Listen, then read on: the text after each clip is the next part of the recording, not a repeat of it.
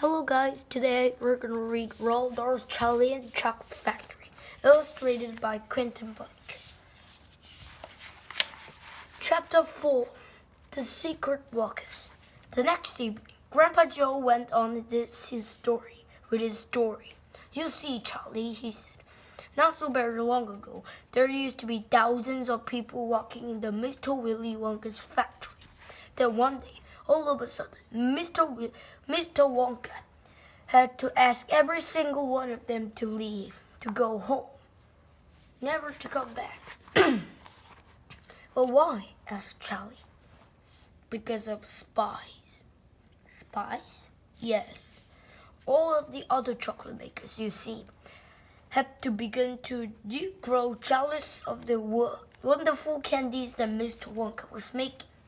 And they started sending in spies to steal his secret recipes. The spies took jobs in the Wonka factory, pretending that they were ordinary workers. And while they were there, each one of them found out exactly how a certain special thing was made. And did they go back there to their own factories and tell? Asked Charlie. They must have, answered Grandpa Joe. Because soon after that, Pickle Gruber's factory started making an ice cream that would never melt. And in the hottest sun, then Mr. Produce factory came out with a chewing gum that never lost its flavor however much you chew it. And then Mr. Slowwood's factory began making candy balloons that you could blow up to huge sizes before you pop them with a pin and gobble them up. And so on and so on. And Mr. Willy Wonka tore his beard and shouted, "This is terrible. I shall be ruined. There are spies everywhere. I shall have to close the factory." But he didn't do that. Oh yes, he did. He told all the workers that he was sorry, but they would have to go home. Then he shut the main gates and fastened them with a chain. And suddenly, Wonka's giant chocolate factory became silent, and deserted. The chimney stopped smoking. The machines stopped whirring. And from that on, not a single chocolate or candy was made. Not a soul went in or out. And even Willy Wonka himself disappeared completely. Months and months went by, Grandpa Joe went on. But still the factory remained closed, and everybody said, "Poor Mr. Wonka. He was so nice, and he made such marvelous things, but he's finished now, it's all over." Then something astonishing happened. One day, early in the morning, thin columns of white smokes were seen to be coming out of the tops of the tall chimneys of the factory. People in the town stopped it and started. "What's going on?" they cried. "Someone's lit the furnaces. Mr. Wonka must be opening up again." They ran to the gates, expecting to see them wide open and Mr. Wonka standing there to welcome his workers back. But no, the great iron gates were still locked and chained as securely as ever. Mr. Wonka was nowhere to be seen. "But the factory is working," the people shouted. "Listen, you can hear the machines. They're all whirring again.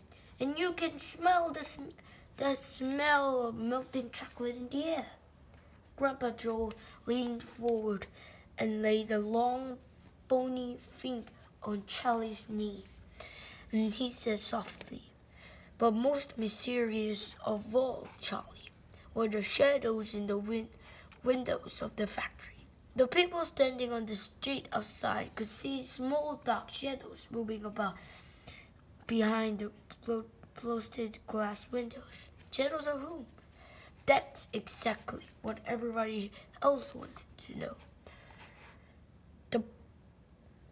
The place is full of walkers. No, the people shouted, but nobody's gone in. The gates are locked. It's crazy. Nobody ever comes out either. But there was no question at all, said Grandpa Joe. But the factory was running, and it's gone on running ever since for these last 10 years. What's more, the chocolates and candies it's been turning out have become more fantastic and delicious all the time. And of course now, when Mr. Willy Wonka invents some new and wonderful candy, neither Mr. Picklegrubbers, not Mr. Pronose, nor Mr. Slugworth, nor everybody else is able to copy it.